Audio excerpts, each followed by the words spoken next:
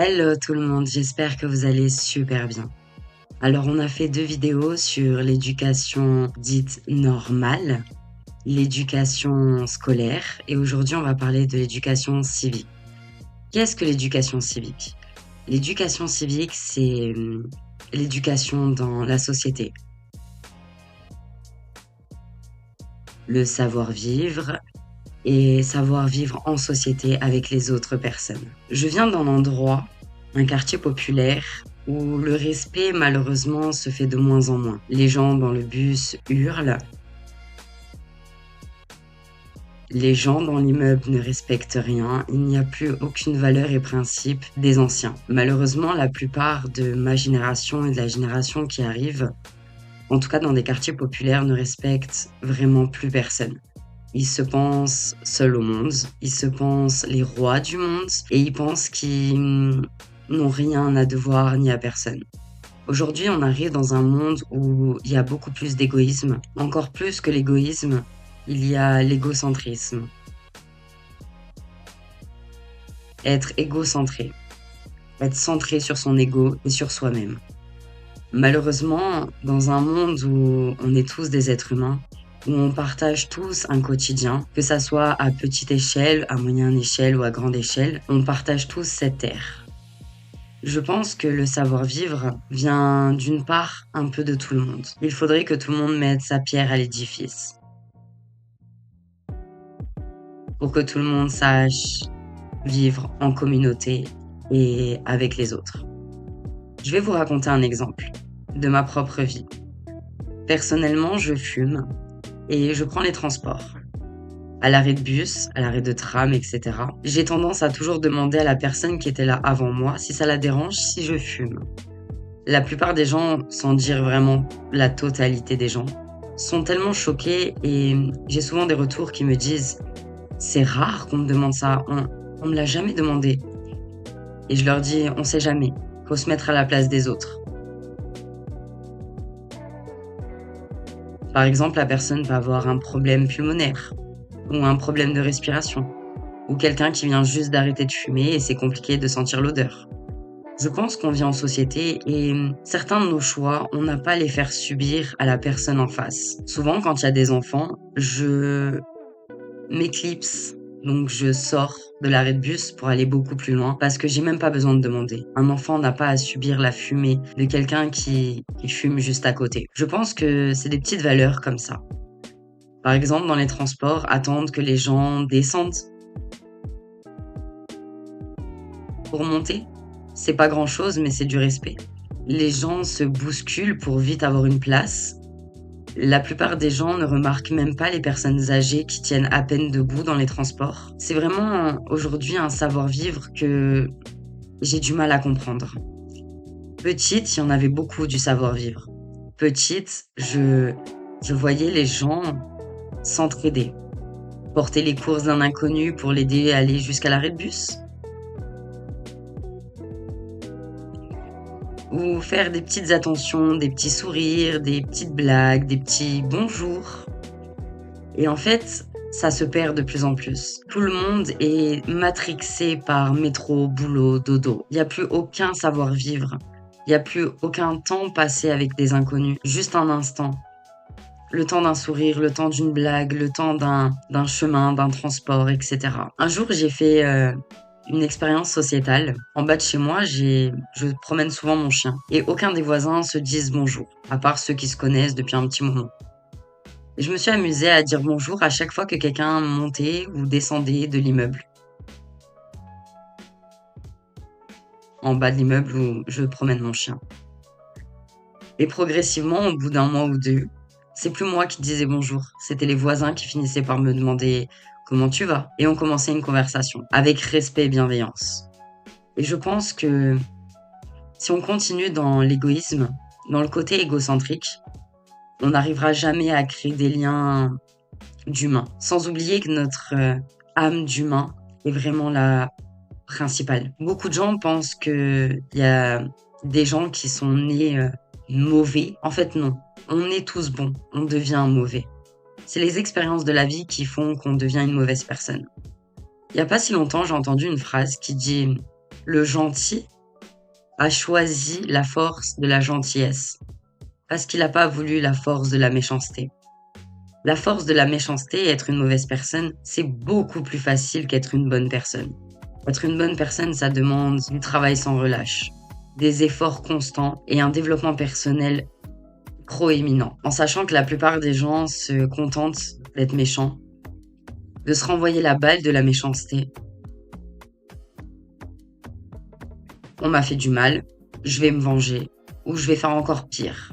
Je suis jalouse de cette personne, je vais la détruire parce qu'elle me dérange. Elle réveille en moi quelque chose qui est amer et que je n'arrive pas à atteindre.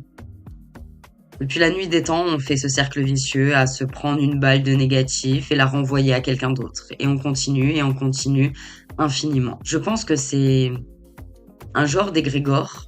Pour ceux qui ne savent pas, un égrégore, c'est une croyance de plusieurs personnes qui font croire que c'est une des vérités les plus véridiques. Je pense que si on amène un égrégore plus joyeux, plus positif et plus aimant,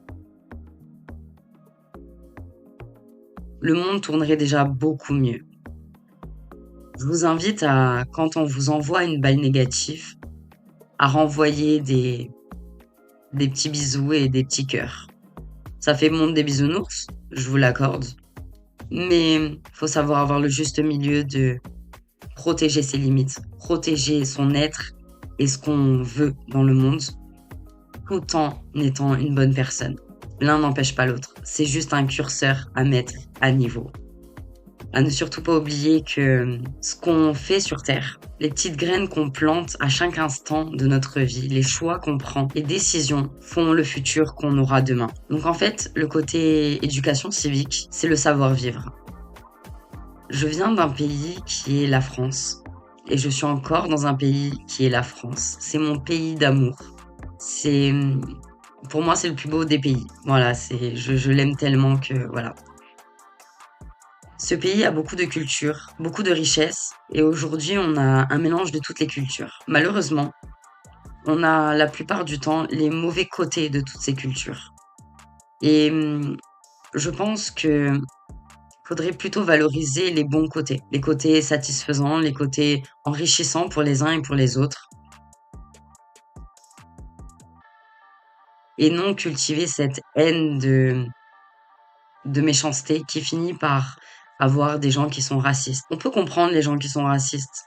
La France avait un savoir-vivre incroyable. Je viens d'un quartier populaire, comme je vous l'ai dit, où il y a beaucoup d'étrangers. Moi-même, je suis à demi étranger. J'ai des origines marocaines, mais j'ai été élevée dans la pure culture française. Et je vous avoue que ça m'exaspère un petit peu de voir la différence entre les transports de quartier populaire et les transports de la ville. C'est vraiment des très grandes différences en question de savoir-vivre. Ce qui me dérange beaucoup aussi, c'est que la valeur de ces cultures différentes, de tous ces pays différents qui viennent dans ce pays, la France, sont mal vus parce que ils montrent une facette d'eux qui n'est pas malheureusement la plus valorisante de leur culture. Et pourtant, ils ont tellement de choses à nous apporter en croyance, en savoir-vivre, mais malheureusement, beaucoup ne l'incarnent pas aujourd'hui, ou ne l'incarnent plus, en tout cas après les générations. Souvent, il y en a qui ont un goût amer, parce que on dit que le pays le plus pauvre, enfin le continent du tiers-monde est l'Afrique. Et en fait, c'est quand même le continent qui est le plus riche en tout. C'est vraiment le continent qui est le plus riche. Et sous couvert de politiciens, gouvernementaux, etc., et guerre de territoire, on en a fait des gens qui ont la haine et qui ont la soif de revanche quelque part. C'est pour ça que la plupart ne montrent pas leur vraie valeur de leur culture en venant en France. Dans un des quartiers populaires, de là où j'habite. Le problème, c'est qu'en fait, on les a tous mis dans le même secteur. Donc, on les a enfermés hors de la ville, dans un secteur où ils se montent le bourrichon un peu tous. Et les enfants de mon quartier admirent les plus grands qui sont des trafiquants, des dealers. Et ça devient le modèle par excellence. Parce que c'est le bad boy qui fait peur tout le monde. Malheureusement, c'est pas ça la vraie vie. Malheureusement, c'est pas ça le plus beau des chemins. Et malheureusement, c'est eux que les jeunes d'aujourd'hui admirent. Je trouve ça désolant. Je trouve ça dommage. Pour avoir fréquenté ces milieux-là, dans mon adolescence, À part de la peur, de l'angoisse et une boule au ventre, tu n'as rien de ce qui est la paix, l'amour et la bienveillance. Et quand tu es alimenté par tout ça, c'est une question d'adrénaline, rien d'autre. Mais une mauvaise adrénaline, où tu as une Damoclès sur la tête, tu ne sais jamais à quel moment tu vas tomber. Les bonnes adrénalines, on en a tous besoin. On peut aller les chercher dans un concours de cartes, voiture de course, et on y va à fond. On peut le chercher dans un saut en parachute.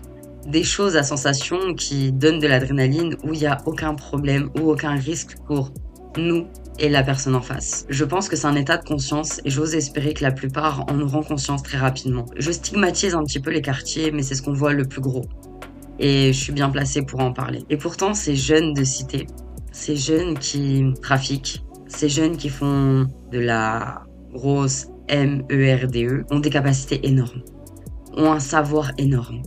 Et souvent, on les a jugés dans l'enfance, dites trop bêtes pour la société, incultes et de mauvaises notes, qui pensent qu'ils le sont vraiment et que leur seule solution, c'est cette voie. Malheureusement, les plus bêtes de l'école sont les plus intelligents et émotionnels qui peuvent faire de grandes choses et qui peuvent contribuer à changer le monde. Malheureusement, ils sont allés de l'autre côté de la force, la mauvaise, l'ombre. Et j'ose espérer que ces jeunes-là se rendent compte de leurs capacités et de tout ce qu'ils peuvent mettre en place pour un changement énorme. C'est tout pour moi. J'espère que vous avez compris là où je voulais en venir, sans aucun jugement. Vraiment sans aucun jugement. Ce ne sont que des constatations et je suis quelqu'un qui voit vraiment au-delà de ce qui peut être quelque chose de factuel aujourd'hui. Je vous fais plein de gros bisous. Je vous dis à très vite. Et je vous kiffe, je vous aime, je vous love, je vous adore. Bisous. Ciao, ciao.